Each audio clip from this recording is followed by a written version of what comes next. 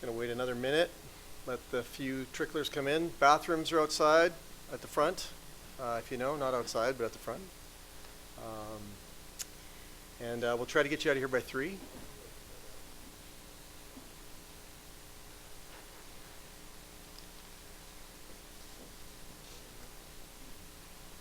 That sounded pretty good. Hello? Yep. Yep.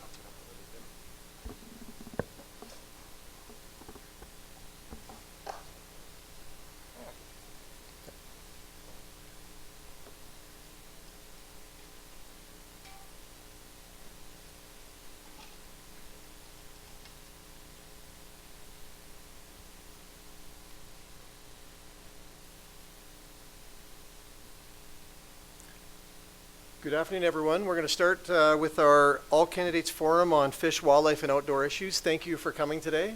I know we're competing against some big salmon runs right now in Alaska, and there's a number of people out there, and we still got a little bit of moose hunting going on and things of that nature, and people are enjoying our nice, our late fall weather. So, but just to let you know, this is going to be live streamed or live casted as well as recorded. So people will be able to review it later, and I'm guessing that's what a lot of our outdoor enthusiasts are going to do, is review it later. So I wanted to start by acknowledging we're on the traditional territory of the Kwalndun First Nation and the Aquaculture Council.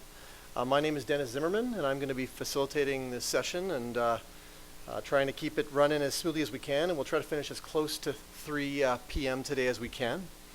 So I wanted to thank you for coming, for participating in democracy and taking an interest in fish, wildlife, and outdoor issues.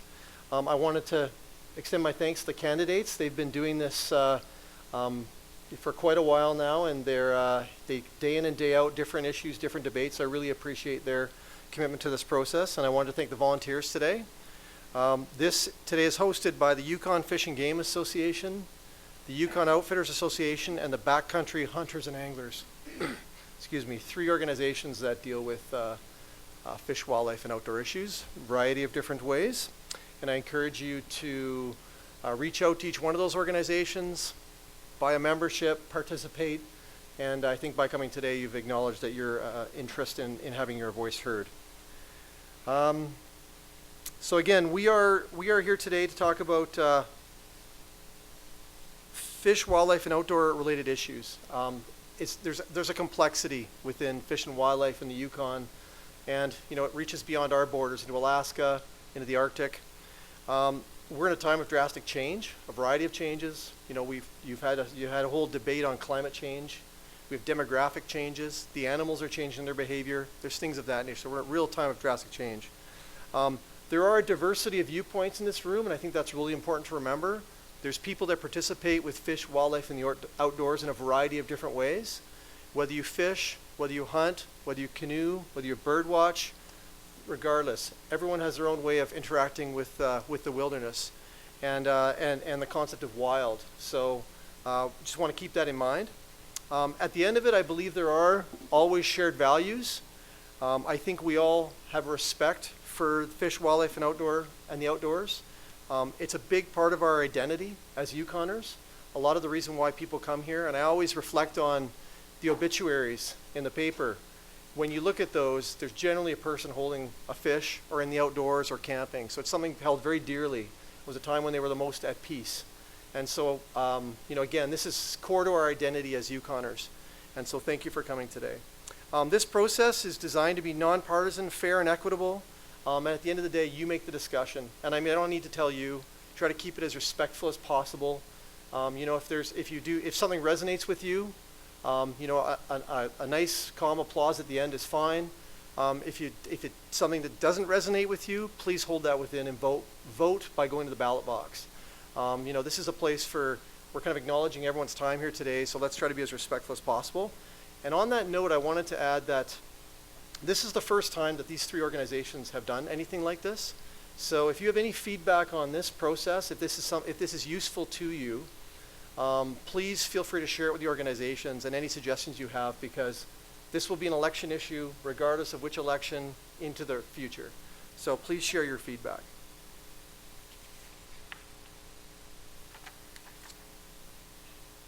All right, great. So in terms of the audience, if you wouldn't mind shutting off your cell phones, this is a perfect time to do that, just so we're all on the same page. Airplane mode, mute sound, that would be great. And participants, they're aware of the time they have for the questions, and if you could just be respectful of the time, of course. And I have Stephanie, thankfully, at the front, who's got 2 cards. One is you're almost done, and one is you're done. So she'll be floating those up in the air, and I don't think I'll have to intervene, but that's always an option. So the order of the events, we'll try to finish as close to 3 p.m. as possible. There's a quick intro for each of the candidates. There's 4 questions on topics selected by the Yukon Fish and Game Association, the Yukon Outfitters Association, and the Backcountry Hunters and Anglers. The questions were sent to them in advance. You'll have 3 minutes to address, and we've tried to maintain some form of equitable order, which was really complicated because it almost required math, and it was really hard to do. So hopefully I did it right. We'll see how a short break goes, but we'll probably just power through. We are going to be taking questions from the public, and the way we're going to do that, if you have a question, put up your hand, and the Fish and Game will have volunteers that will give you a card and take your card, and then we'll have a bit of a vetting process for that in terms of ensuring that the question is not something we've already covered, that it's not too complex, that each of the candidates would have an opportunity to answer it, and it'll be, again, dependent on time. Only a few can be selected, and we reserve the ability and the right to rephrase a question. And then we'll provide some closing statements. With that, I would like to get started. These are your candidates today. So why don't we start in the order of the pictures. So that's because I hadn't accounted for this one. That was just another one of those mental math exercises. So why don't we start with Jonas? If you just do a short introduction of who you are with your party and just a couple quick opening remarks, please. Thanks, Dennis. My name is Jonas. I'm running for the Conservative Party of Canada, and I look forward to today's discussion. Thank you. Lenore? My name's Lenore Morris, and I'm running for the Green Party of Canada. All of us here are interested in healthy populations of fish and wildlife so that we have opportunities for hunting. It's a huge part of the lives of Yukoners, and it's a huge part of the economy of the Yukon as well. I'm going to say that for me, the big issue is habitat protection, because that's how we maintain healthy populations, and a vote for the Green Party is absolutely a vote for habitat protection and maintaining healthy populations of wildlife. Thanks. Larry? Larry Bagnall, candidate for the Liberal Party of Canada. I think this is my 7th election. I'm a hunter, and fishing's my favorite activity. And you mentioned canoeing, also a canoe instructor. And I look forward to this. I love spending time in the outdoors and those outdoor activities, so it's a great topic. Justin? My name is Justin Lempers, and before we begin, I too recognize that we're on the traditional territory of the Kwamandun and Tonquichan First Nation, Tonquichan Council, Kwamandun First Nation. I am an avid angler. It's something that I just love to do. I grew up living out at Shallow Bay, and having that access to pike and playing with them and growing up with that fish species has been something that's really, really been dear to me in my life. And because I only hunt small game, being able to barter with the neighbors that hunt has been also something that I appreciate.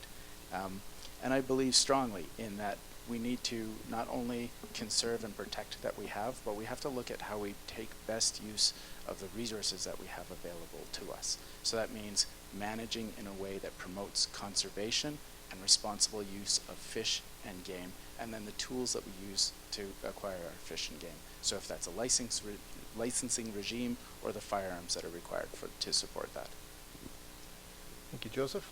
Hi, I'm Joseph Zelazny, candidate for the People's Party of Canada, fastest growing political movement in Canadian history, and it's super exciting. I'm most excited about sharing with you details about the Property Protection Act and the Rural Protection Act. I've also, growing up, caught fish that were bigger than me and also an avid hunter and sport shooter. Okay. Thank you. All right, we'll move to question number 1. So question number 1 is on gun control. Discussion of gun control measures in Canada is a big topic in this election cycle. What is your position on gun control, and how will you ensure new legislation or regulation will balance the rights of Yukon hunters and the personal safety of Canadians? So we'll start with Justin. And you have 3 minutes, and Stephanie's your timekeeper there. So I fully believe that Yukon hunters need to have access to the tools that they need to be... Yes, how about this? I believe that Yukon hunters need to have access to the tools that they need to be successful. And by that, I mean stability. So the NDP will offer stability by ensuring that lawful firearms owners are able to hunt and shoot recreationally without unnecessary red tape. We're committed to sensible legislation that will keep people safe and work for hunters. And I will work with advocacy groups like the Yukon Fish and Game Association, because when we work with our advocacy groups, when we work with our First Nation communities that depend on subsistence hunting, when we work with our local hunters, we need to understand what the challenges are and the opportunities. And I commit to working with those groups to fully understand the reality as a hunter. What's most important is to ensure that gun owners who act lawfully and own firearms are not placed into a position of breaking the law by default. So that means when definitions or classifications are changed without warning and it leaves gun owners in the cold, we commit to ensuring that we work with hunters and advocacy organizations and First Nations to avoid that legal quagmire, and we will do that through increased outreach and public education. At the end of the day, when it comes to gun control and illegal use of firearms, we believe that the best way to address crime is to address the root cause of that crime. So we would focus on a preventative approach as well as tackling gun smuggling and organized crime. We believe that any regulations on firearms must be evidence-based. And we recognize the importance of hunting, trapping, and fishing to countless communities in Canada, because not only does it put food on the table, it's a way of life, especially here in the north. So we would develop and implement a national hunting, trapping, and fishing strategy, and we will re-establish the Hunting and Angling Advisory Panel and elevate the status of National Hunting, Trapping, and Fishing Heritage Day. Thank you, Justin. Lenore? I recognize that there are legitimate uses of firearms. Many Yukoners own firearms, so they're used for hunting and they're used for sport, and the Green Party's not going to interfere with those uses. We recognize there do have to be regulations. So there's, for example, we need to have regulations about storage for the safety of the community. Here in the Yukon, we don't have a lot of the problems, thank goodness, that they have in the south, and I think everybody knows that a lot of the gun regulation is driven by issues that are more southern issues, but we have our own issues here in the north. So, for example, it's possibly not known that in Canada, more people who die as a result of a firearm died by killing themselves rather than killing somebody else. So it's a huge thing. It's actually about 3/4 of the people who die as a result of a gunshot wound killed themselves. So I'm going to say that I'm in support of gun storage safety rules. But in terms of hunters and in terms of sport shooters, the existing regulations, for the most part, are very reasonable. The Green Party would ban fully automatic weapons, but we aren't trying to overhaul the existing regulatory system that we have. We recognize that it's a huge part of people's sporting life here in Canada, and in the Yukon, it's a huge part of putting food on the table for many Yukoners. Thank you. Jonas? Thank you. So I'm a gun owner, I'm a hunter. We don't buy meat in our household, we only eat what we harvest ourselves. So I own hunting rifles. I also own restricted rifles and handguns. I'm a sport shooter. You know, I was unathletic as a child, to put it lightly. So I always enjoyed sport shooting because I didn't have to be strong or fast, I just needed to practice a lot. And that became very evident fairly recently. I was walking in the woods near my place with my 16-month-old daughter strapped to my chest in a carrier, and came around the corner, and from me to about the third row was a very angry grizzly bear. And thankfully, when it charged, it was a false charge. It only took a few steps towards me before it turned around, and before I knew it, I was looking at its back end down the sights of my gun. But I don't remember drawing a bead on the grizzly. It just happened naturally, first of all because I had a gun, and second of all because I practice. So guns are essential in Yukon livelihood, in my view. And so the Liberals have introduced Bill C-71, which, regardless of what they tell you, is another registry. It uses the word registration 17 times, the word registrar 15 times. It's enhanced record keeping for gun shops. It means private sales require authorization from the Canadian Firearms Office. And then just last week, Justin Trudeau announced a round of confiscations. He's going to confiscate hundreds of thousands of legally owned rifles that are in the homes of licensed firearms owners. And he's going to, he's budgeted $400 million to pay for that. So, you know, I have a rifle that my mother gave my father as a wedding present that I learned to shoot on, that my father gifted to me before he died. I still use it to hunt and feed my family with today, yet Justin Trudeau wants to take that away from me. And so how do you think that confiscation is going to play out on the doorsteps across Canada? How do you think that's going to play out in First Nation communities? And so for even people who aren't passionate about firearms ownership, if they are fiscally responsible, they're thinking, why would you spend $400 million on licensed firearms owners? Why wouldn't you give that money to the police to go after criminals? So that's exactly what the Conservative Party is going to do. We're going to give the police the tools they need to take criminals off the street. We're going to give the courts the tools they need to keep criminals behind bars. We'll give the border the tools they need to stop illegal smuggled guns.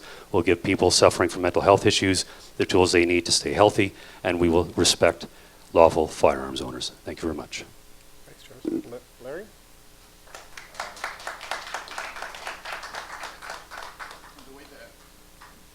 Sorry, the way the caucus system works in Ottawa is the various parties meet behind closed doors in their parties and have the knock them down, drag them out battles about various issues. And one of the ones, so you won't know because it's behind closed doors, but one of the ones of 3 or 4 that I've been most passionate about and put the most time into has been related to making sure that law-abiding hunters and trappers, sport shooters can continue as they are, and they can. It's very important for us, very important in the Yukon. I'm a hunter, and certainly no one has any issue with that, and Yukon hunters, of course, are very law-abiding citizens. Many hunting guns, for instance, are semi-automatic, and that's fine. They can continue. People are hunting this year just like any other year. All our initiatives that we've taken or would take are only aimed at preventing crime and not at law-abiding Yukon hunters or trappers, etc. So the first part of the question was, how do you balance the right of the hunter?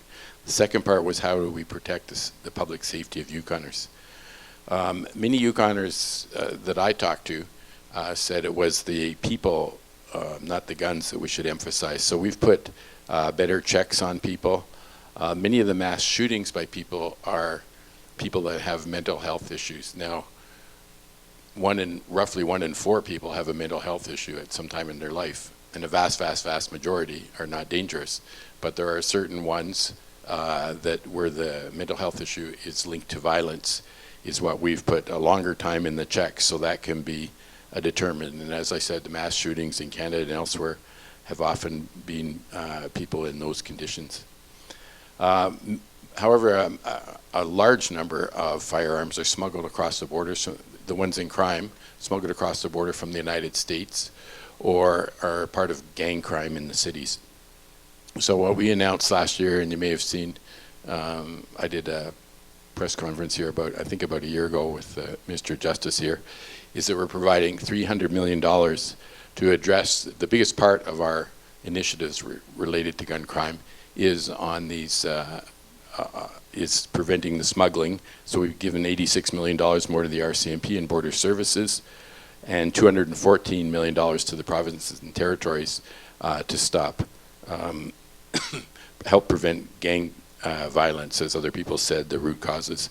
In addition, we're giving another $50 million to cities, potential cities that are in a big problem of gangs, to help fight gang violence. And the announcement about restricting, taking back certain guns or buying back certain guns are the types of army assault rifles that are meant to kill a lot of people. And the doors I've been known complained about that. Thank you. All right, you can thank them all. Good job. Thank you for respecting the time, and great. So what I want to do is just ensure that everyone understands. Oh, sorry, Joseph. My bad. Sorry, Joseph. Mine's the most exciting. I know. I moved my card up too early. So, fully automatic weapons are banned. We have amazing legislation that's not even being respected. Police aren't even allowed to do their jobs in some cases because of top-down pressures. And so really we just need a common sense approach and stop trying to fearmonger. And so part of that and a People's Party government will replace the Firearms Act and supporting legislation with new legislation that'll actually have lifetime certification and remove the politicization of this type of legislation. And any changes need to be made through Parliament only and not RCMP. And also, firearms legislation in Canada is already among the most controlled and restrictive in the world. And there's not even stats on legal firearms owners because there's barely anything that ever happens. And so one of the other things is that legal firearms owners are often criminalized when they try to defend their property. And so I'm very proud to announce that I'm co-sponsoring two bills. One of them is called the Property Protection Act, and that'll protect legal property owners, legal property, and that is firearms are private property. It'll protect it by authorizing Canadians to effectively use them to protect their legally owned property. And then another bill that I'm co-sponsoring with 3 other candidates is a Rural Protection Act. And this enactment will amend the storage, display, transportation, and handling of firearms by individuals regulations. It'll amend some definitions, and basically it'll remove barriers in the Firearms Act which hinder self-defense and protection in rural areas. So not only will we repeal C-71 and take a common sense approach to licensing and permitting and all that stuff, but we'll actually give back Canadians the rights that they had and were gradually taken away. And that's pretty significant because up until now nobody's really talked about that. So I'm very excited about that.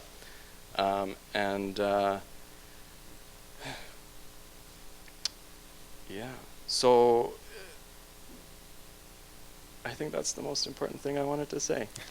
Also the thought of a vote split in the Yukon actually doesn't even apply. And I'm really excited with all the emails I'm getting on a daily basis from all around the territory indicating how people are switching their support. And it's also important to note that unfortunately Andrew Scheer's been changing his mind quite often and supports a UN Security Council seat, and part of the UN Sustainable Development Goal agenda is more gun control. So that's kind of buried in there. So that's something people should be aware of. Thanks, Joseph. Great. So what I was going to say before was, if you do have a question, we're going to take questions up until about the 3rd question. So put up your hand, and Gord or Bryce will run around with a card. So if you have a question that you'd like to write down, they'll hand you a card, and then they'll come and collect it when you're done. They'll hand you a card and a pen. Is there anyone else that would like to submit a question? All right, we've got another one there. And in the back here, Gord, do you mind grabbing that one?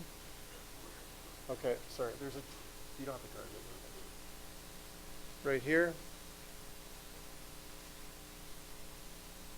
And we might need to share some pens. And there's a gentleman here with the hat, and here. Holy, all right. Great. Okay, while we're doing that, so if you can quietly fill out your question, and then at the end of the next question, we'll collect them. You'll have another chance as well. So we'll go to question number 2. Fisheries. The number of Yukon Chinook salmon reaching their spawning grounds in Canada is well below historical averages. The issue has resulted in a limited First Nation harvest and no recreational fishery opportunities for close to a decade. How do you intend to address these issues in Ottawa to ensure that this culturally and economically important Yukon and international fishery does not disappear? And we're going to start with Joseph. So I met with the salmon subcommittee and found out that there's actually no funding going towards habitat research, and also there's insufficient resources to allow for efficient permitting processes. And so what really needs to happen, instead of sort of the alarmism that's going on in the media, is we need to actually take a practical approach to these real world scenarios where, for example, in BC there was a landslide that I'm sure many people are aware of, and it prevented salmon from being able to move up the river. And so that was a natural cause that affected the habitat of salmon. And considering how important natural resource development is in the Yukon, it's a priority to put resources into effective permitting processes, and to also ensure that more is done. For example, we haven't been able to update our Coast Guard fleet, and there's increasing amounts of protection of waterways that are actually taking livelihoods away from lifelong fishermen. And we also just don't have the ability to know how many foreign vessels are in our waters, because we just don't have the resources to patrol them. And so having all the facts is absolutely critical, and not to have arbitrary decision making and fear mongering. We also need to work closely with Alaska and ensure that there's good information sharing to protect salmon, because if you just fish them in the ocean or at the mouth of the river, well, eventually there won't be any left to spawn. So absolutely, it's critical to conserve and protect habitat, as well as ensure that there's not illegal fishing going on, and this will enable a sustainable population. In addition, I think there's only one, possibly now two species that are being tracked, and so we should actually look into where some of the salmon are going, and maybe that's going to involve some information sharing with Russia and other Arctic nations, and kind of present and get the information pertaining to the whole life cycle, and not try and just ban things without presenting all the facts and having the appropriate resources to protect and ensure that we can also have a strong economy. Jonas? So this question and related matters have come up at a lot of doors here, especially by people who've lived in the Yukon for most of their lives. We've got about 15,000 more people living here than there were 20 years ago, so it's, the health of the fishery is very important to a lot of people. As some of you may know, my day job is with the Klondike Placer Miners Association, so I work a lot with the Department of Fisheries and Oceans, specifically on salmon-related files. And I'm a fisherman myself. As I said, we don't buy meat in our house, so we only harvest it ourselves. And I've been campaigning for over a year. I've been to every commute in the Yukon many times. I've lost count how many times I've gone up and down the North Klondike Highway. And every time I go to Tachin Creek, it's literally heartbreaking, because I have so many fond memories of salmon fishing there as a younger man. And I don't know if I'll ever be able to teach my kids to catch salmon there, which is unfortunate. So from the federal perspective, to the point of the question, I think as a member of Parliament, one of the best things we can do is ensure that there is effective lines of communication bilaterally between the Member of Parliament's office and the various orders of government in Alaska. So as some of you know, I spent 5 years as a Deputy Chief of Staff to the Premier of the Yukon.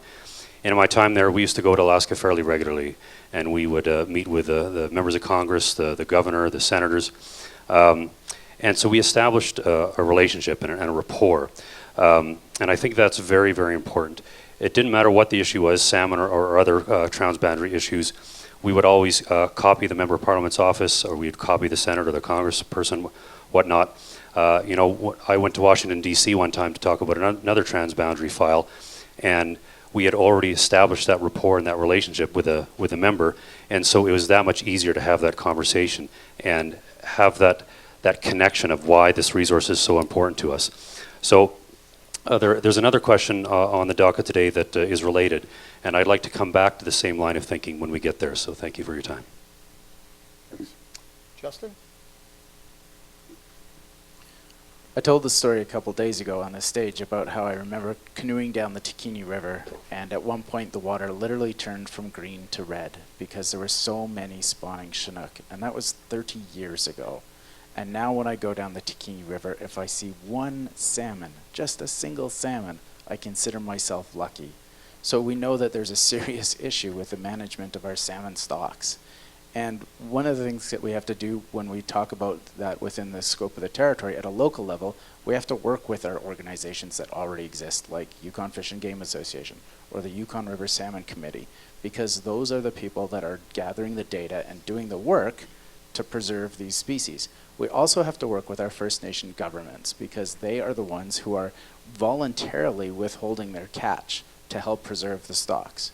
But that's not enough, because we know that our international partners across the border in Alaska, that their bycatch for certain fish stock species is so high that they are eradicating the stock that we put in. So this spring, when I was at Wolf Creek for the Yukon salmon fry release and watching those tens of thousands of fry go downstream, the thought was running through my head about what those numbers actually look like on the return. And talking to the people who are working on that release, those numbers are abysmal. So we need to do more. And that means not only working within the territory, not only working with our advocacy groups, but also working internationally, because we know that we're not being respected by the United States on terms of either the bycatch or the management or harvesting of salmon on that side of the border. So we need to take a firmer stand. And as Member of Parliament, I will stand for our fish stocks. Thank you. Lenore? I also have a personal connection to salmon. It's 40 years ago now, or 39 years ago, I actually worked for what became the Han fishery in Dawson City. And at that time, there was an active commercial fishery on the Yukon River, mainly between Dawson City and the Alaska border. And there were a number of people that were making a really, really good living, as well as the First Nations people. Many of the First Nations people there were catching salmon. It was being caught in many, many other places in the Yukon as well. And there weren't restrictions on it. It was open. Once the season started, it was open. And the fish that were coming in were enormous. I can remember the over 100-pound Chinook salmon coming in. That doesn't happen anymore. There's been this radical change, and many people have been watching it with a lot of dismay. So one of the people here earlier mentioned that we have to study the issue. It is already being studied. Yes, it definitely could be studied more, but we can't wait to keep getting more information, because the problem is now, and the problem has been going on for a long time. The other night, by chance, I was at another event, and this issue came up, and one of the people who was there in the room was an actual salmon biologist. She was a recently retired salmon biologist.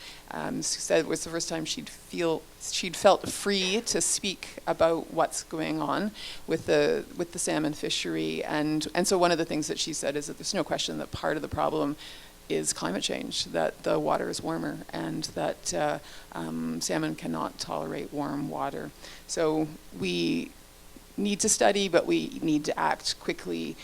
A good part of the problem, obviously, is that too much fish are getting caught on the Alaska side of the border, but there's not enough fish there either, but they're catching way more than their share. We've got this Yukon River panel that sets up every year, and they set targets, but they're not working. They're not working because not enough fish are getting over the border into the Yukon. So we need much stronger negotiations than we've had in the past.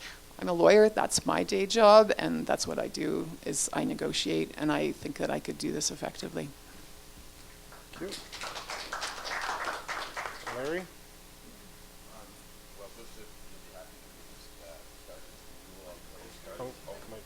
Forgetting, sorry. Joseph, you'll be happy we just started renewing the Coast Guard fleet. It's well underway.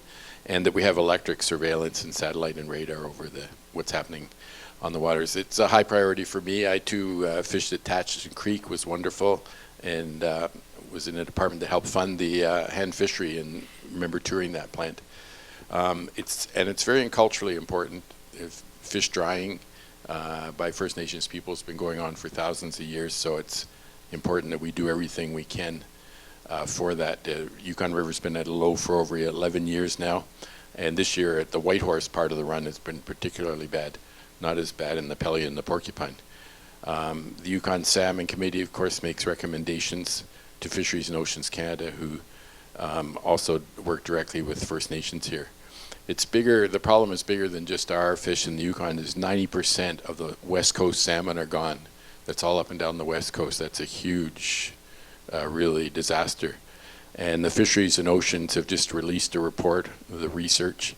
And overall, once again, it says what Lenore said, that one of the items is definitely affecting the decline is climate change and the warmer water. But the Fish Board locally thinks that Fisheries and Oceans Canada is being more open and collaborative to help getting it done faster and better. The pollock, the bycatch point was an important point too. A few years back, the pollock bycatch pollock is the biggest fishery in the world in the Bering Sea, and the bycatch was decimating our salmon. And I, at the time, wrote to Hillary Clinton, who was the Secretary of State, is where the buck stops, because the Pacific Salmon Treaty comes under her. And the Americans and Canada lobbied hard, and the bycatch has been more under control recently. And some First Nations have cut back voluntarily, which is very admirable, more than they have to. So we haven't got our fair share. Unfortunately, the governor of Alaska, the particular government, governor is not very helpful in this, any type of these wildlife preservation items, and so we'd be strong. I've had my run-ins over the years with certain Alaska politicians, and on this issue I would be strong again. And finally, the Fisheries Act and the Navigable Waters Act, the Environmental Protection Acts, help protect fish, were dramatically cut back in previous years, and we've reinstored reasonable protections to those three acts.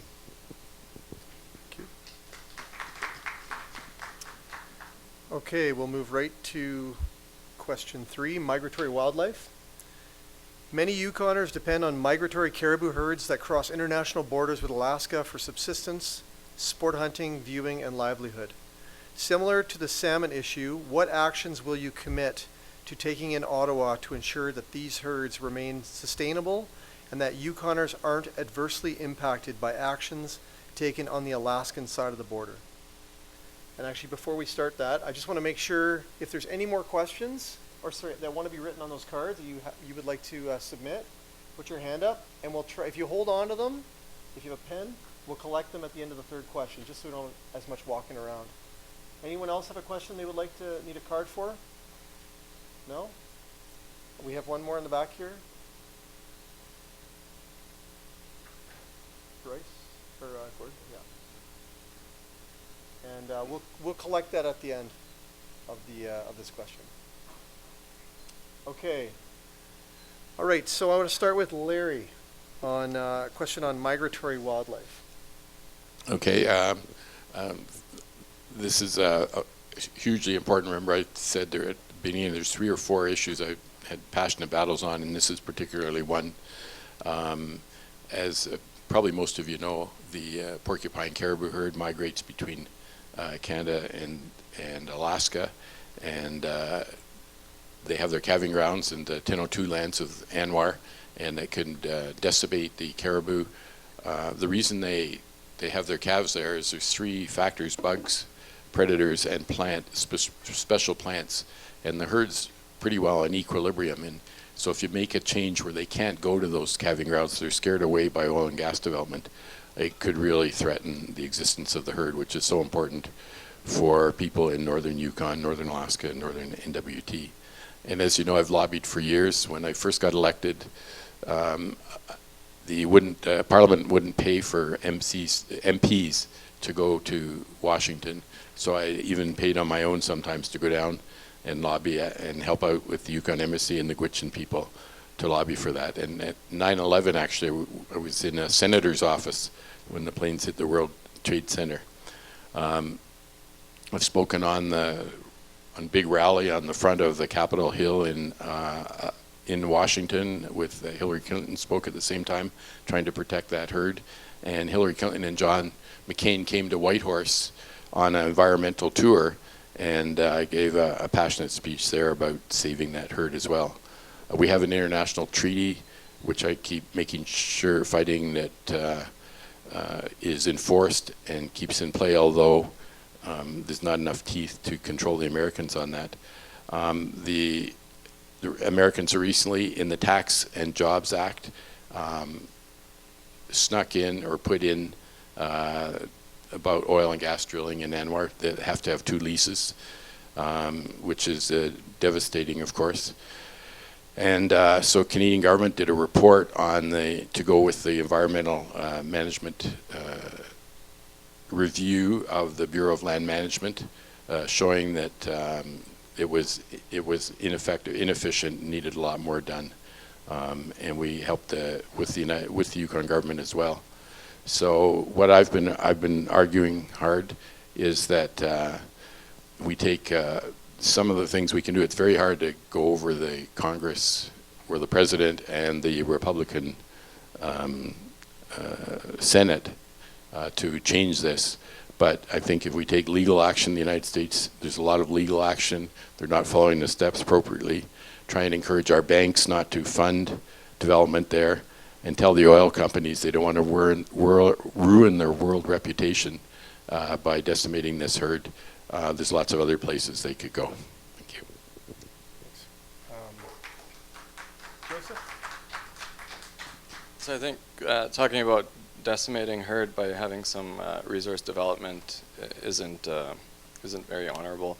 I've personally worked in and around Fort McMurray, where wildlife populations are actually thriving, because instead of having an all or nothing approach, there was a very cooperative approach between First Nations as well as oil and gas and governments to come to practical compromise solutions, where during the time of, for example, calving season, there wouldn't be any work done, right? So there's ways to make things work for all. And in fact, I've filled out personally like probably hundreds of wildlife observation cards when I worked at remote oil and gas facilities. And so that kind of fear-mongering just doesn't help anybody. And part of the current government approach with dealing with the United States government hasn't represented Canadians at all, and it's actually putting at risk our economy and our reputation, and it's backfiring in a way, because Canada's allowed for the Chinese dumping of steel, for example, and there's many other examples where Canada's allowed for things to happen that harm the U.S. And so what does somebody expect with that type of approach? So really we need to restore a lot of relationships with our largest trading partner and come to practical solutions. There also needs to be some education about ensuring that there's a difference between, like a nice large caribou and whether or not it's pregnant, and ensure that females are protected. And basically having all sides of the story, right? Like, are we looking into wolf populations, for example, or other actions that might be happening, and instead of trying to lock up all the land in the Yukon, which is attempted by some groups, we really need to have an open dialogue, present all sides of what's going on, and not just keep hammering one point that could have some unintended consequences. So yeah. Justin? ANWR was mentioned earlier, and the drilling that's happening or proposed to be happening up there, and the work. What I really want to emphasize is the work of the Gwich'in Tribal Council and the battle that they have fought for over 40 years to ensure that there is no development in ANWR. And that is because the Gwich'in people are caribou people. Their subsistence, their way of life, their cultural identity depends on caribou.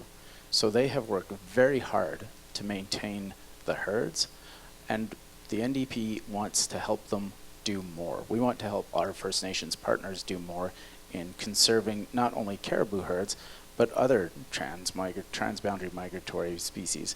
That's why we're willing to invest and expand in the Indigenous Guardians program. So this is a program that helps First Nations train and give First Nations members additional capacity so that they can be community leaders or territorial or Canadian or international leaders in speaking to the values that they hold dear. So by investing in the Indigenous Guardians program, we not only help those people who are the best defenders of our caribou stand on a firmer ground, we also increase food security, because whether or not we're talking about caribou or salmon or any other trans-migratory species, we're ultimately talking about our food security in the north, which is why food security is something that plays such a big role in our platform, because we know that not only do we need to invest in how we grow our food in the territory, we also need to invest in how we harvest our food in the territory. And food security and harvesting is part of our plan as well. So as the NDP government, we will put resources into developing a stable base for both traditional harvest and growth, and also greenhouse-based Western-style economics, supply and demand. These factors together will ensure that not only do we protect species like caribou and we adapt for the changing climate, but that we also look into the future at potential as the climate continues to change for how we can safeguard against future changes on the landscapes, future changes to migratory patterns, and also the opportunities that arise to benefit from new growth from the land. Jonas? Thank you. I'd just like to start by saying that I fully support continuing the protection of the Arctic National Wildlife Refuge. It's very important to Yukoners, so I would advocate strongly to see that continue. I would also like to mention that, again, my day job is with the placer mining industry, and I can tell you with first-hand experience that the environment and industry can coexist. It's particularly evident when thousands upon thousands of caribou find themselves crossing placer mining operations, and they are perfectly happy there because there's no bugs, there's no predators, there's no hunters. So anyway, back to the question, and to continue my thought from the previous answer, there's a whole suite of transboundary issues that Yukon has with Alaska. So salmon is one, caribou is another. There's the Shakwack funding agreement, the North Alaska Highway. There was a treaty signed in 1977 that the United States would continue to pay for the maintenance to maintain that highway at a particular level, with the understanding that the vast majority of the traffic north of Haines Junction is American traffic. In Skagway, at the port there is an ore terminal that Yukon Mines have used for 50 years now. That is, its lease is up right away here, and it's under renegotiation. And without that ore terminal, Yukon's mining industry will suffer significantly. So there's this suite of Yukon issues, and when you look at the current American administration's focus, it's on America first, right? And I think our current Liberal government has failed to grasp the reality of that. I think that is evident in their failure to stand up for Canada on the NAFTA negotiations or negotiate the release of prisoners in China. So, Canada's respect on the world stage was largely established because of the sacrifice of our veterans, both in times of war and times of peace. And we need to invest in maintaining that relationship. And as Joseph mentioned, the United States is our largest trading partner. So I commit to using all of these topics and ensure that our American counterparts understand that what's good for Yukon is good for the United States. And so I commit to making sure these are on the radar of the Minister of Foreign Affairs in his negotiations with Washington, but also bilaterally here at home with my counterparts on the Alaskan side of the border. Thank you very much. Lenore? I have to respond a little bit to the issue of whether or not the caribou can coexist with with industry, there are many species of animal that coexist very, very well with humans. I'm going to say foxes here in the city of Whitehorse. Most of you have noticed there's been a population explosion. They coexist well with humans. Ravens as well. There's some animals that do, some animals much less, and caribou are one of the ones where it's much less.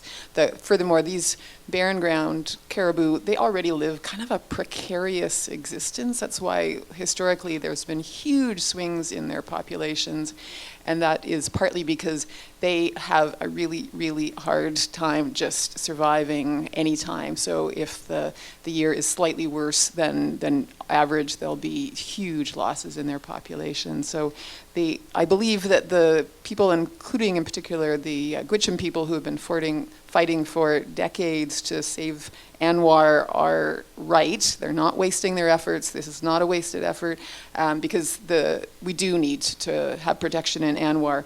So what is holding off the drilling in ANWR now is lawsuits. It's legal challenges on the American side primarily that have been brought to the federal government there and the Alaska government's plans to develop ANWR. And my suggestion is that we support those, that we work with every partner that we can find on the American side, because there are many, many American organizations that have the same interests as Yukoners as far as protecting the porcupine caribou herd, and I suggest that we work with them, that we work with First Nations, that we work with any other like-minded groups that are available. In terms of American politics, there's a lot of stuff going on there. So there's the federal politics, there's the Alaska politics, and absolutely it's important what Canada does in terms of negotiations, but it can't be limited to country negotiations. We have to work with like-minded groups on the American side to continue this fight. Good. All right, that concludes question number 3 on migratory wildlife. Are there any cards outstanding that need to be picked up? And then we're going to close off the question from the question period from the public. And then Gord and Bryce, if you don't mind giving me the questions during the next set of questions. So, okay, great. One more there. All right, we're going to move to the final question of the pre-prepared. Question number 4 is species at risk. There's a great deal of political focus on species at risk, such as grizzlies and caribou at this time. How will you balance the interests of providing opportunities for Yukon hunters and anglers with the need to conserve resources through legislation such as species at risk? I'm going to start with Jonas. Thank you. So my understanding that the Federal Species at Risk Act allows for the provinces and territories to manage species at risk to the best of their ability, and the federal government only steps in if there's a problem. So here in the Yukon, our regime it largely comes out of agreements that flow through the Umbrella Final Agreement and through various other processes that involve Yukoners and renewable resource councils and whatnot. So some people might not always agree with the decisions that come out of that process, but I think it's quite comprehensive and works fairly well. I want to ensure that there is a healthy harvest for First Nations, for residents, for the guide quota. I recognize the significant contribution outfitting plays to makes to Yukon's economy.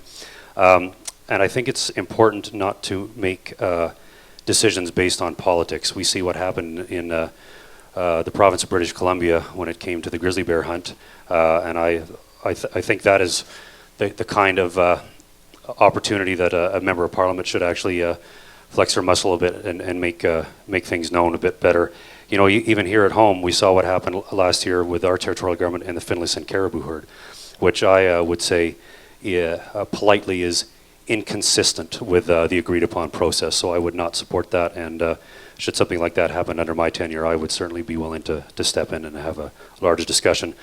But specific to that issue, we also have to remember that that was in the traditional territory of the Ross River Dene Council, who is a non-settled Yukon First Nation, and therefore is still covered under the Federal Indian Act. So there is also a role for the federal member of parliament to play in those discussions to try to find a solution. Thank you. Thank you. Larry? I think hunters and anglers are some of the greatest conservationists. You can look at Ducks Unlimited as a great example of protecting habitat. So I know when hunters and fishers see one of the species that they depend on, that they need, that they want, being declined, they make sure that the Renewable Resource Councils and governments know about that and take action. The way the Species at Risk Act works is there's a committee of COSEWIC of scientists, and the scientists use three types of knowledge. They use traditional knowledge, local knowledge of the local people, and scientific knowledge, and they determine when a species is at risk. And there's 4 categories: endangered, threatened, extirpated, and of special concern. And then that the minister by law, if the species is endangered or threatened, the minister by law has to do a recovery plan. And to do that plan consults with the relevant territorial minister, the other relevant federal ministers, the First Nations, Fish and Game Management Board, affected First Nations, Yukon Fish and Game Association, Yukon Outdoors, anyone that's relevant for the particular topic. And in fact, if anyone feels any organization feels they haven't been sufficiently consulted on one of these recovery plans, please let me know.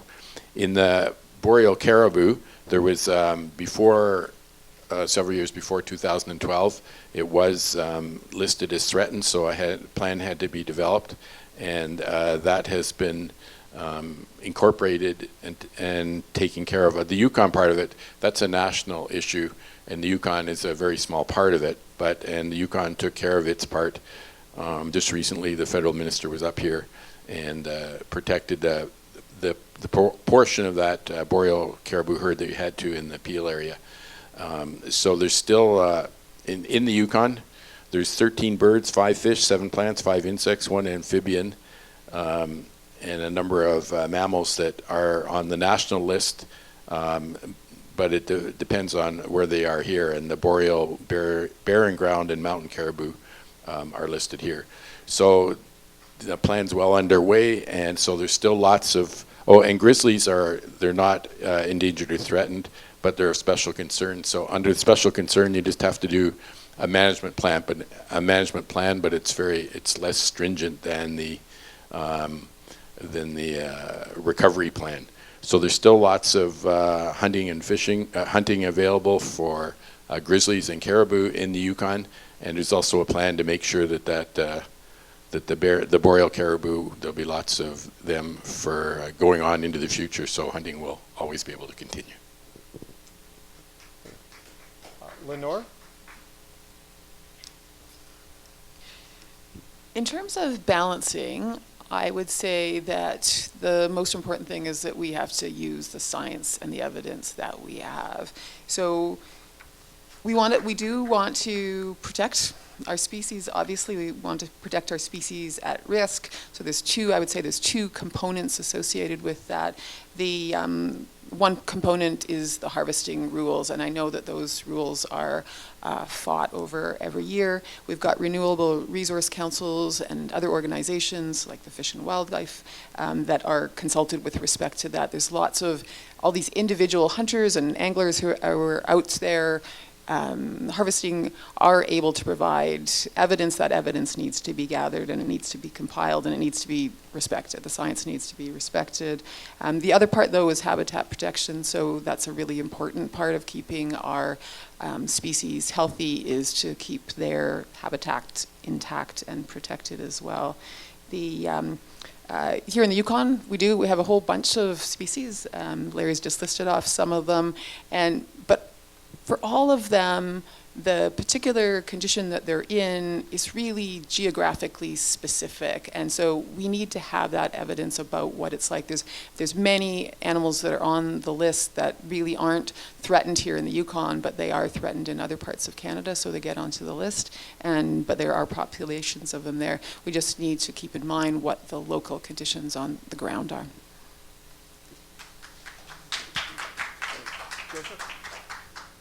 We need to remove the politicization of all these things.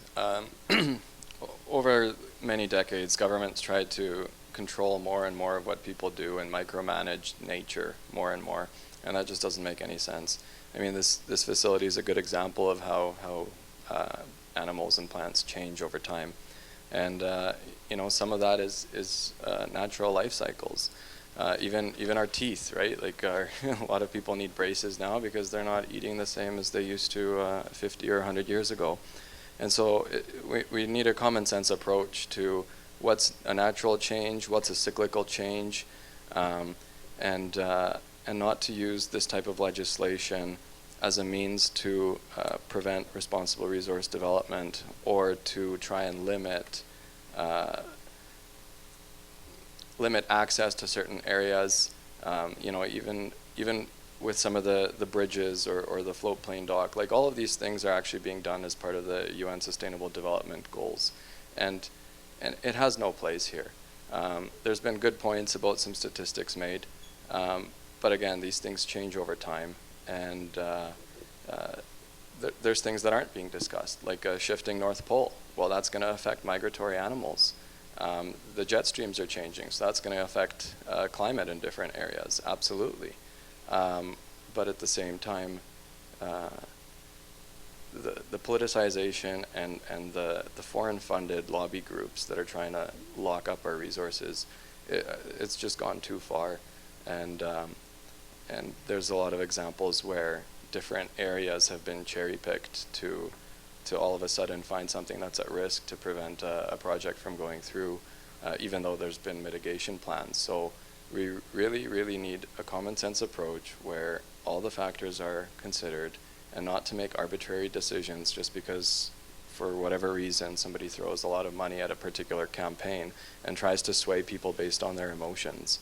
It's fear-mongering. It's happening with so many different things, and it needs to stop.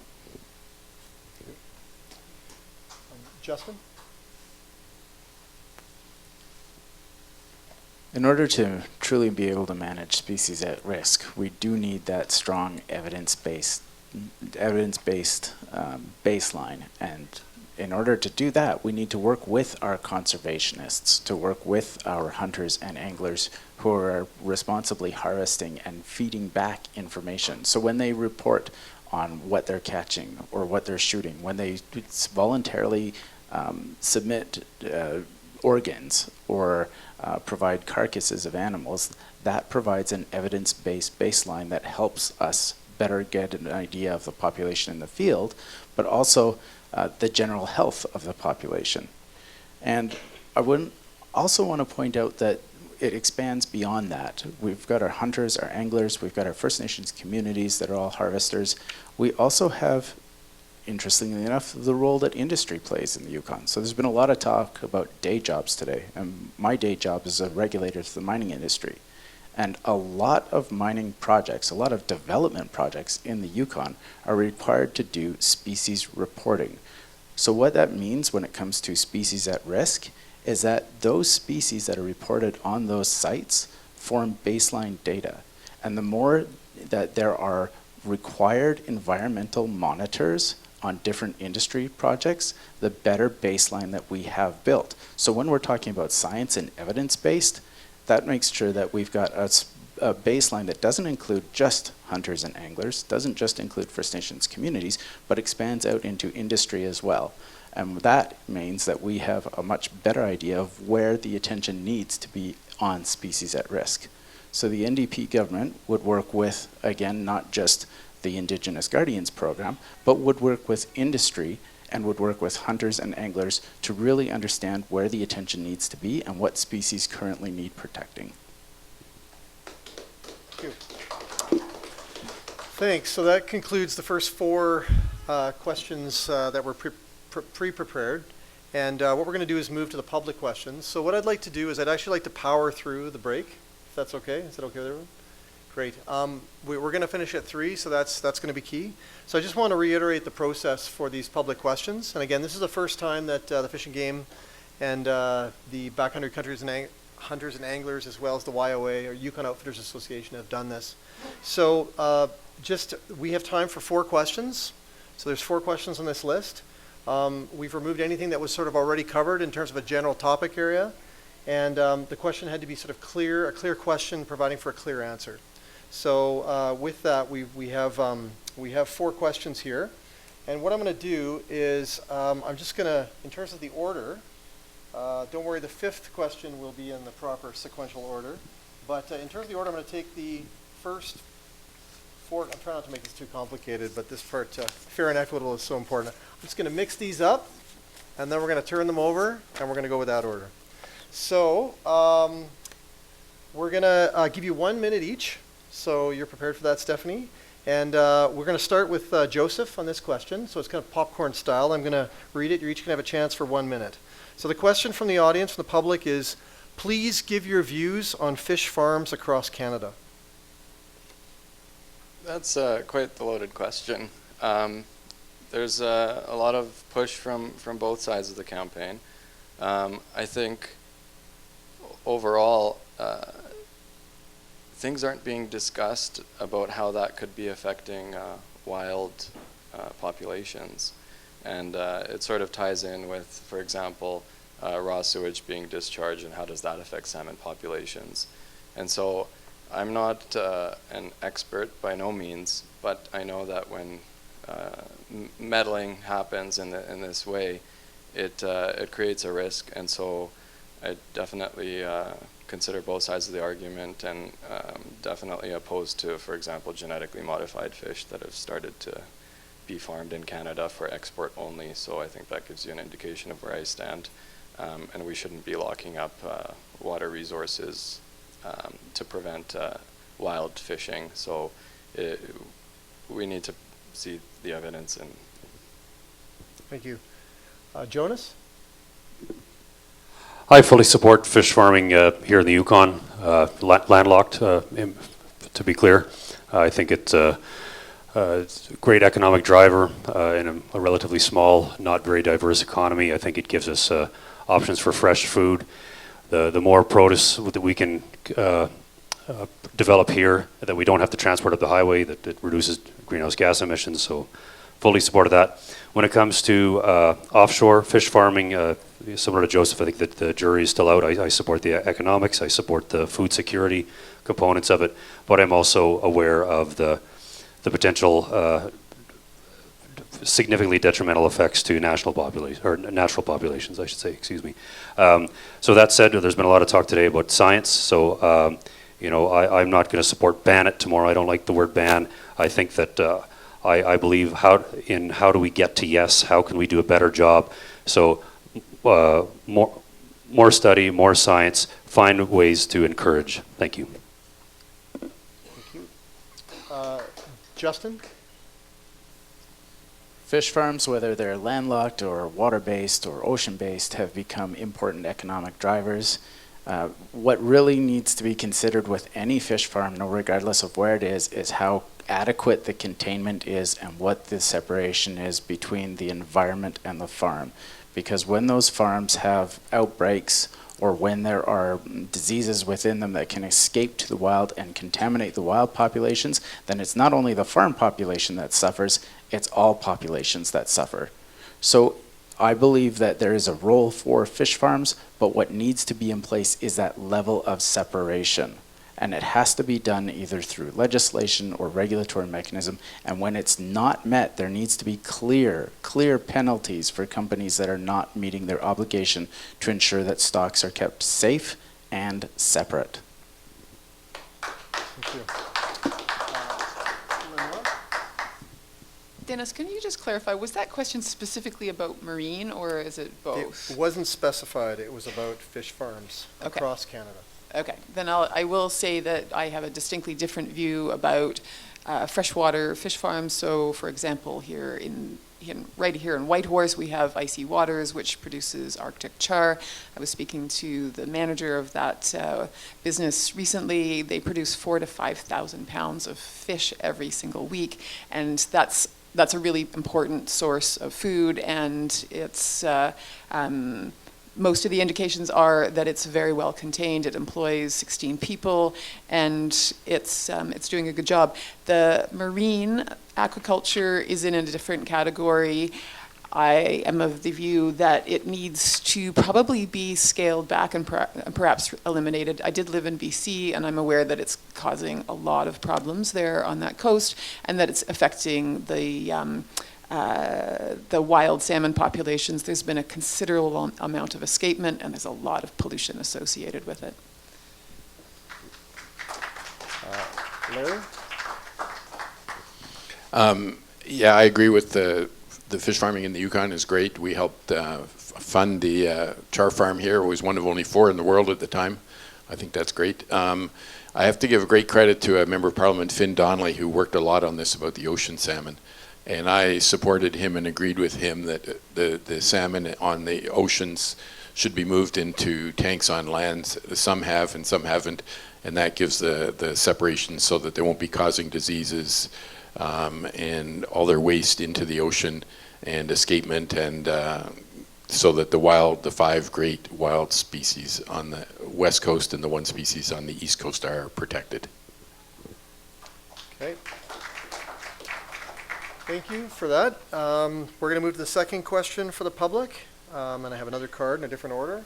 So, could you give your opinion on trophy hunting in the Yukon? And we're going to start with Lenore. That's a tricky one. I'm going to say I myself am not a big fan of trophy hunting, but I absolutely understand that it brings in a large amount of money, and that it is a way of taking what is a renewable resource and getting a huge economic benefit from it.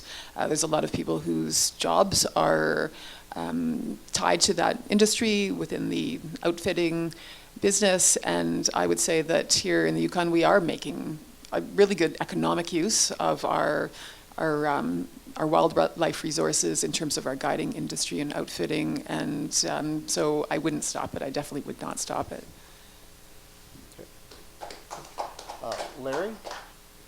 I agree with everything Lenore said, and would like to add that it's great that the Yukon hunters are so efficient and careful and disciplined at making sure every bit of meat is used on any game animal that's hunted.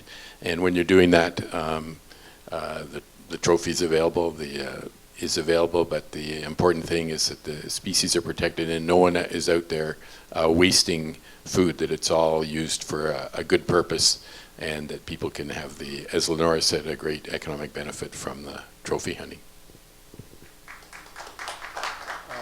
Joseph? That's always fascinated me, actually, so maybe one day. And I'm not against that. I'm against any waste or illegal hunting. I think that's much more of an issue than trophy hunting when done properly, which, from what I've heard, is done very, very well in the Yukon. Justin?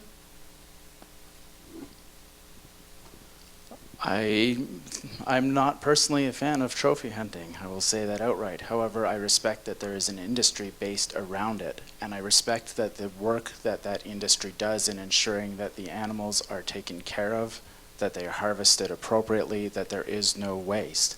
I also respect the work that goes into ensuring that there is proper compliance and monitoring. So I know that most of our harvest is done adequately. There are some instances that we've seen through the courts where there have been hunts by the trophy or otherwise that have been illegal, and I want to really laud the conservation officers, in particular Cam Kos-Young, who has done such a great job in ensuring that Yukon hunters and international hunters are held to a high account. Jonas? Well, the term trophy hunting is kind of turned into a dirty term, unfortunately. So I prefer the term selective hunting because I think that's more accurate. But in any event, I'm fully supportive. I mean, the economic contribution of the outfitting community to the Yukon's economy, the meat that goes from their hunters to First Nation elders and communities is a huge contribution that not a lot of people realize even happens. The fact that we use selective hunting as a tool to ensure genetic renewal in our populations, I think, is very important. On the predator side, grizzly bears, wolves, whatnot, it's a very effective tool to ensure calf mortality rates for moose and caribou and other target populations are healthy. So yes, absolutely, fully supportive. All right, thank you. That concludes our second question. So the third question from the public is, for fish and wildlife related issues, do you believe that it is more important to vote according to your constituency or follow the party line? So we'll start with Larry. Well, that's a great question. I think when I speak to the schools, I say that's the hardest thing, not only on those issues, but on any issues. The hardest thing is which way you vote and the very pressures. And there's a lot of things you got to take into consideration. One, of course, is the constituents, and I've always open to have meetings with any constituents and get their feedback on any topic. Second is you're elected as a member of a party, unless you're elected as an independent, and so people expect you to be a team player in some extent, and because they're saying, well, why are you? I voted for you because you're in that party. Why are you going against the party? Although I've gone against my party a number of times, more than the average MP. And the third thing you have to consider is the research you've done. And the other thing you have to consider is what hill are you going to die on? If you want to get things for the Yukon, I'm done. If you want to get things for the Yukon, you got to be careful on when enemies you make, because you need to get half of the parliament on your side if you're going to get anything through for the Yukon. Joseph? So the People's Party of Canada is, I think, the only party that won't force party line votes. My private members' bills that I'm co-sponsoring are an indication of that. There's total freedom to be able to represent the constituency that a People's Party of Canada member is elected for, and I would not abstain on difficult issues. And People's Party of Canada platform has also been online for months, and only recently has it begun to be imitated. So it's awesome. I think it's the best platform for Yukoners, and it wouldn't even be an issue because I think everybody knows that this is all about firearms. So I'm fully in support of protecting private property rights. Justin. The Member of Parliament for Yukon must stand for the interests of Yukoners. And so if there's a Fish and Game Association or a Fish and Game issue that is represented in the majority of Yukoners, then the Member of Parliament must stand for that. And if that means getting whipped by the party, then that's the role that you get elected to do, because you're elected to represent the people. And that also means that when there's a vote on an issue, you actually be there for the vote so that you don't dodge it by not representing the people. The role is for the people, and you're elected from the people, so that means that you stand for the people in the best way that you can. Jonas? As was mentioned, there's a number of considerations, but whether it's fish or wildlife or frankly any issue, the first consideration needs to be your constituency, full stop, period. And I would also just remind folks that the root word of the Conservative Party is conserve. Lenore? It's the constituency. So it is a balance, because when a candidate runs in the election, they're running for a party, people are using that as a sort of short form so that they understand what it is that they're electing. It's not by accident that we're associated with parties and that we're associated with specific platforms. Having said that, for the Green Party, it's always been the case, and we've existed for 35 years, not a year, it's always been the case that we have a policy of no whipped votes, which means that members of the party won't be forced to toe the party line on matters. So to be a candidate, you have to adhere to the basic principles of the Green Party, but on individual issues, you can take your own position, and we would. Thank you.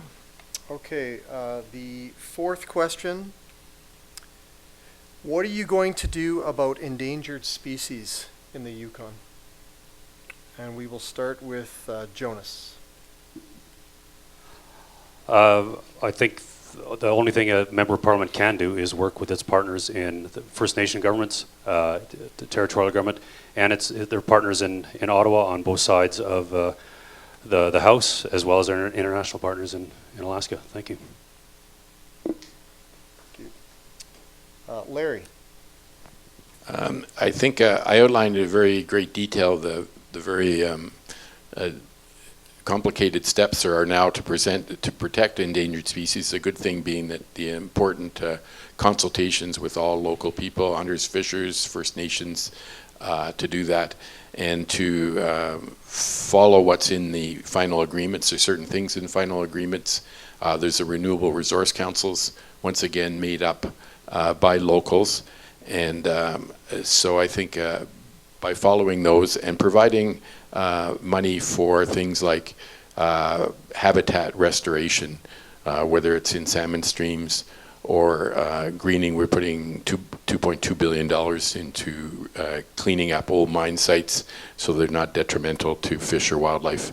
And so I think we can do the thing we can do is fight for protecting the environment and the habitat that these species need to live in. And we've also increased the protection of areas where species need to live, both land and water. Lenore. So the Species at Risk Act, which is federal legislation, identifies different species and categorizes them. So in the Yukon, there are a number of species that have been identified as being at risk. And so with respect to each of them, a plan needs to be developed, but that's done at the local level. So I would work with the local planning and the local organizations to develop a plan for restoration or recovery of the species. I'm going to point out that almost everywhere the issue is habitat loss. It's rarely over-harvesting, especially here in the north. So yes, that's a huge priority. It's a huge priority for the Green Party generally. So we have to recognize that for our animals to thrive, we have to give them homes. Joseph. So there's definitely respecting the Constitution and the different jurisdictional boundaries. So federally speaking, there is the UFA, but there's also some issues when it comes to YESAB and permitting and the amount of resources available for proper permitting. And that is actually important to ensure that there's resources available to actually do some of the analysis. So I'm in favor of there being enough resources to study specifically salmon habitat, for example, and ensure that that decisions don't get politicized, and also to ensure that there's clear timelines, and then working with territorial government and First Nation self-governments to ensure that there's open communications and that decisions are not politicized. Justin? Just like with species at risk, the management of endangered species comes down to baseline data and how much we know about that species. So the more that we invest in our Indigenous Guardians program, the more that we work with our First Nations partner, then the better we know about the health of a species. And also we can look at whether or not that species has improved to a point where it moves out of the endangered category. Unfortunately, the trend these days seems to be that more are moving in. It is occasional, though, that there is a species that moves out of that, and so we need to celebrate that, because that's not just a victory within the Yukon, that's a victory for that species sustainability across Canada.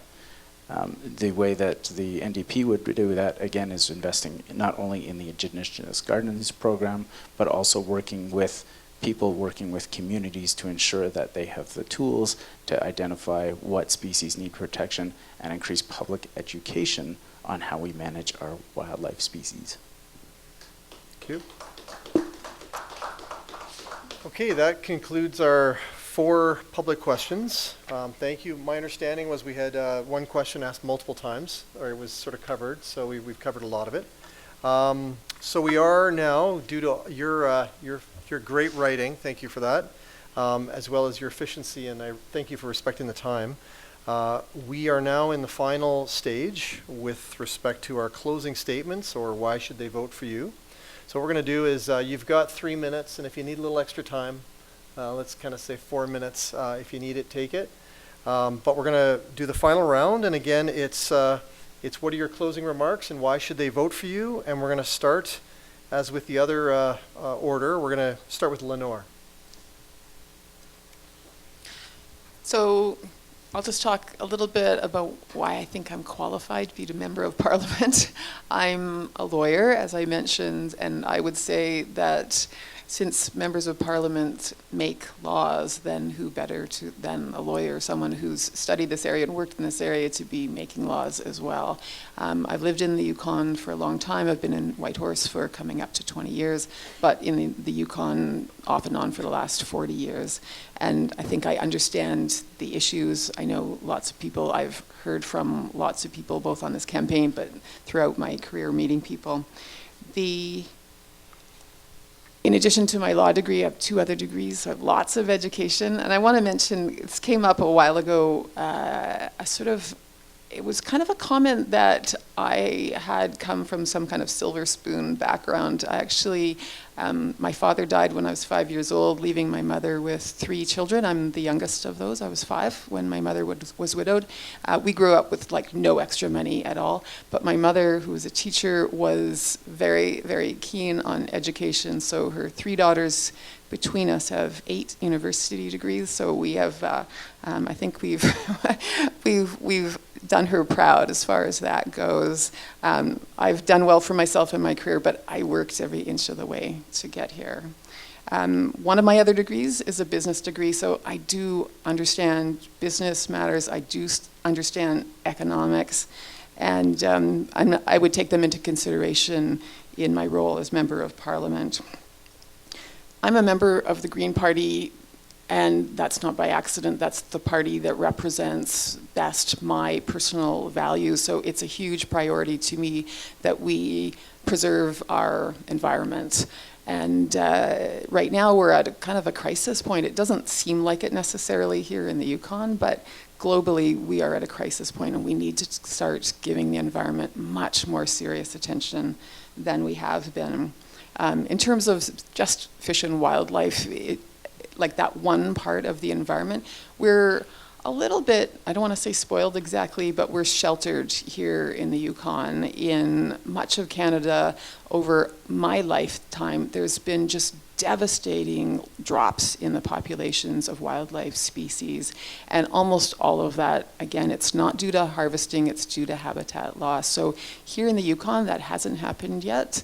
And I really want to make sure it doesn't happen. It's a huge priority for me personally. It's a priority for my party. And I would work as hard as I possibly could to keep the Yukon the fabulous natural place that it is now. Thank you. Larry, you're next. Yeah, just before I start, I got a written question and it didn't get asked, so I'll just answer it in case the person's here. They want to know the relation of the Casca and hunting in the federal government. And through Section 35 of the Constitution, Indigenous rights are protected, whether or not they have treaties, modern or ancient. And so the people that hunting, for instance, fishing, the government has to consult and accommodate with First Nations and make reasonable accommodation where necessary when there could be impinging on Aboriginal rights. So why might you vote for me? All the candidates have different good ideas for you to choose from. I've been a member of the Fish and Game Association on and off for a number of years, attended their banquets, which are great. I really applaud the various efforts of the Yukon Fish and Game Association. My kids love the birdhouse effort and all the work you do to help a great industry in the Yukon. I'm also a hunter, but if you see my old biographies, fishing is my favorite activity, although I haven't had much time lately. But related to Alaska, it was brought up. We have a number of issues with Alaska, and I've been working with those issues with Alaska for years. The 7 North Arctic nations have we get together 4 times a year, the parliamentarians of the Arctic nations, and I happen to be elected co-chair of that. So I get to 4 times a year. I get to meet those nations, and the American member happens to be Lisa Murkowski, Senator Murkowski. So I meet her 4 times a year, and over above all the work I've done with our embassy related to ANWR, helping to help the Gwich'in and the Shakwack project, and all those where our embassy in Washington has been great, and I've worked closely with them. Also agree to disagree with Lisa Murkowski on drilling in ANWR, but I have that great channel to deal with issues that we have with Alaska. The biggest caucus of nonpartisan caucus in the United States Congress is an outdoors caucus that deals with things like hunting and fishing and trapping. And so myself and another member of Parliament, we went to Washington to see how they operate and how they're organized. And then we came back and we established one in the Canadian Parliament, and it was the biggest caucus in the Canadian Parliament. Nonpartisan, so people from all the parties. And I co-chaired it with him for a number of years. I'm still a member of it. And so that way the hunters and fishers and trappers have a really strong voice in the Canadian Parliament through that caucus. And I think that's a great way that all your voices are getting heard. And I'm glad I was able to contribute that to getting your issues strongly before the Canadian Parliament. Joseph? Cool. So I never wanted to do this, but I did it because I love Canada, I love free speech. My parents escaped communism to come here for a better life. And if people have been paying attention recently, all the other parties have voted in favor of censorship. Maxime Bernier and the People's Party of Canada is the only party speaking up for free speech and would repeal C-16 and M-103. We'd repeal C-71, C-69, C-48, have a 0% inflation target, balance the budget within 2 years, cut business and farm taxes from 15 to 10%. So everybody here would benefit from that. Same thing, cutting income taxes and simplifying the tax code. So it would only be 0, 15, and 25% income tax rates. We'd reform the Indian Act. We'd withdraw from the UN Compact on Migration. We'd withdraw from the UN Compact on Refugees. We'd withdraw from the UN Paris Accord, which, just in case you don't know, as soon as Andrew Scheer became leader of the Conservative Party, he whipped all of his MPs to vote in favor of that. And People's Party of Canada will also eliminate the carbon tax and not replace it with anything, which would actually be even more expensive, most likely, because you'd have an even more complex administrative scheme to whether it was cap and trade or some other incentive program. It would just complicate the tax system more because you'd have more specialized tax credits. People's Party of Canada government will get rid of corporate welfare. It'll stop choosing winners and losers and stop meddling in the economy. It'll stop all the billions of dollars in foreign spending unless there's an actual emergency. If people want to help out others, that's great for them, but Government of Canada is here to put Canadians first, not the rest of the world. It's also not here to give up sovereignty to unaccountable, unelected United Nations organizations. We also need to get rid of all the corruption that's taken hold over more than 100 years of successive liberal and conservative governments, numerous ethics violations and scandals. I mean, I could go on. Maxime Bernier left the Conservative Party because, as he said, it was morally and intellectually corrupt. He won the first 12 rounds out of 13 in the leadership bid, and in the 13th round there were thousands of extra votes, which were then, all the votes were destroyed, so there couldn't even be a recount. And basically, this next election is going to determine whether Canada remains a sovereign nation, where the Parliament of Canada acts on behalf of Canadians and protects firearms rights and goes a step further with the Rural Protection Act and Property Protection Act. Both of those acts are now on my website at yukonppc.com, and very excited about that. And so I think that we've got the best platform in the country. The fact that we've got 315 out of 338 candidates in ridings across the country in 1 year is showing just how exciting and how important this is for Canadians. I've even got friends of Larry or friends of Jonas asking me for lawn signs, and that's the thing. The People's Party of Canada is collecting votes. It's not over 50, or about 50% of former Conservative Party members actually voted for Max, and they're coming with, and so are all the disenfranchised voters who have had enough of the establishment parties, because we're more in debt, there's less freedoms, there's more control, and it just never stops. So it's time to put Canadians first, it's time to put Yukoners first, and I vow to do that. Justin? So perhaps a little known fact about me. Whitehorse is the southernmost city I have ever lived in. I was born in the north, in the Northwest Territories, and I've lived up in the Arctic Circle, and I've lived throughout Yukon, and the north is in my blood. And it is something that I hold dear to my heart, because I am very passionate not only about the quality of life that I enjoy up here, but the very nature of life in the north and the northern climate. So what qualifies me then to be your member of parliament? Well, let's talk about the work that's involved. In the last 10 years, my role, almost 10 years now, my role for Yukon government has been as a regulator, and that means balancing interests.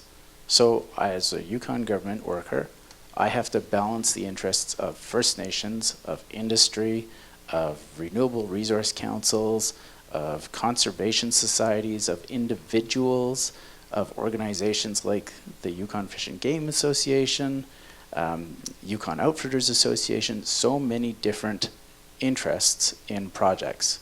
And that is part of my job. That is what I do on a day-to-day basis. And that also includes working with the legislation.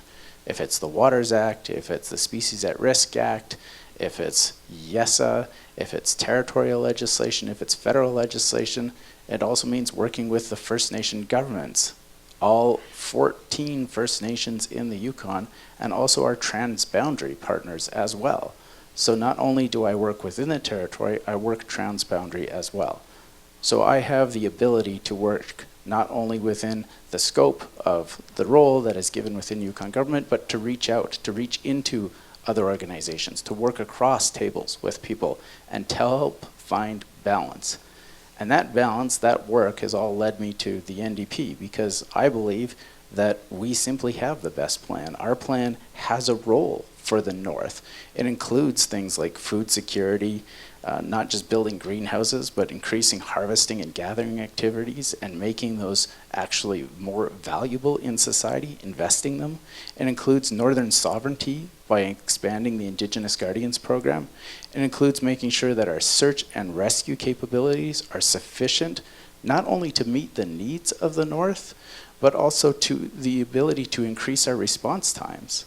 It includes initiating a national freshwater strategy and a national hunting, trapping, and fishing, because we didn't get into trapping today, a strategy as well. And with the goal of conserving fish and wildlife and addressing invasive species. We will honor our government-to-government agreements with First Nations, both settled and unsettled, and we'll keep Canadians safe by working with firearms owners and groups like subsistence hunters and sports shooters to make sure that we're making common sense decisions to keep people safe. That's what the NDP will do. That's what we believe in. That's what I believe in. And that's why I'm qualified to be your member of parliament. Jonas? Well, thank you. I think I'm qualified. I'm a Yukoner through and through. My family first came in the 40s. I'm raising my children here. As I mentioned earlier, I spent 5 years in the Premier's office. You know, I understand the role of government. I understand the the delineation between territorial and federal orders of government. I've walked the halls in Ottawa. I know which ministry is responsible for which. I've been to the Canadian ambassador's office many times. I've been to the U.S. ambassador's office. I've been to the Canadian embassy in Washington, D.C. I've walked the halls at Capitol Hill. I have the experience to hit the ground running the day after the election. You know, as I said before, I'm a hunter and a fisherman. That's the only meat we eat in our household. I'm also a gun owner. I know how ridiculous it is that our current government talks about confiscating guns that are designed to hunt people. I mean, a firearm is designed for one purpose only, and that is to fire a projectile. What that projectile is aimed at is entirely up to the individual operating it. You know, they also talk about confiscating military-grade weapons. Military-grade weapons are designed by the lowest bidder and are made of the lowest possible quality materials that the armed forces are willing to accept. With respect, the firearms I own are much better quality. So the reality is here, we've got 5 people on the stage that are very dedicated to their community. They've made a lot of personal sacrifices, times away from their family. But 3 of them represent parties that do not have a statistical chance of forming government. So if you want to elect someone that is going to be a member of the governing caucus, you have a choice. And so one member here on the stage has repeatedly sided with Ottawa and supported a gun registry as opposed to standing up for Yukoners. Myself, I represent a party that respects you and knows that you are not the problem. So on October 21st, I'm asking for your support. And as mentioned earlier, it's hunting season, it's salmon fishing season. Many of you are not going to be here over the coming weeks, so there are many ways to vote between now and Election Day. So if you have any questions, I look forward to talking to you after today's discussion. And thank you again. God bless Canada.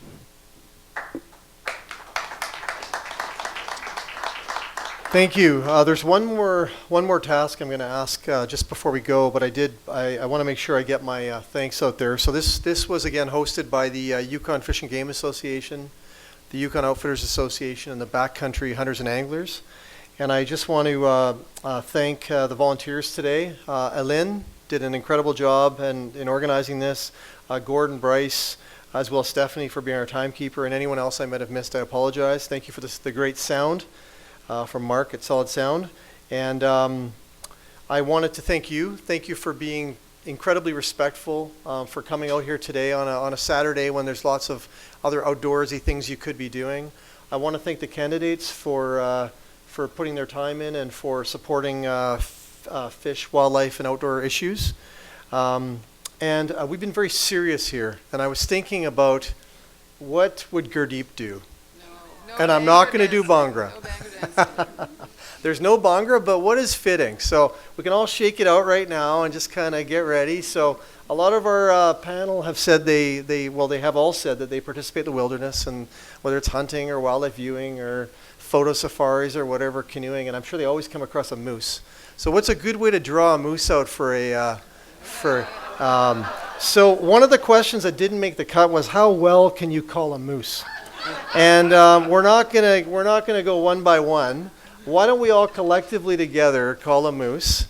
And you can use a bull call, a cow call, a calf call, however you want. So all at the same time, we're all gonna call a moose and try to draw that out in a show of solidarity to our ungulate friend out there. So let's all get your hands ready. And if you don't know how, just listen and carry on. And generally, you can kind of do this. If you want to do a cow call, that's pretty common. Actually, Chuck, why don't you start? Why don't you give us a good one just to let us know?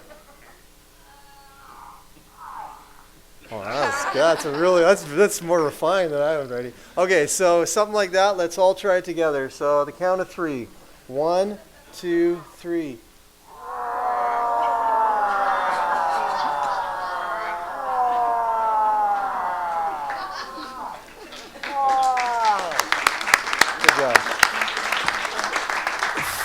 Thank you, everyone. And as Gord, can you just put up your hand?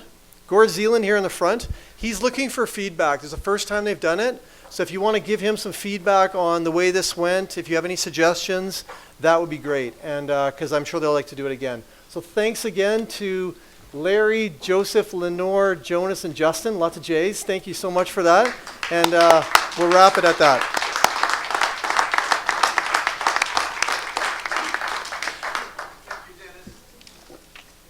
Thanks, Morris.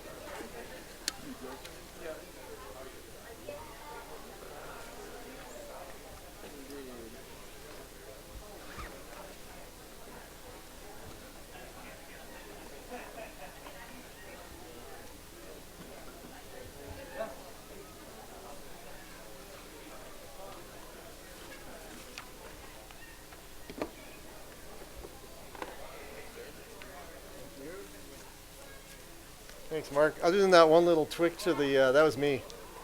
I just moved it first. I wiggled it.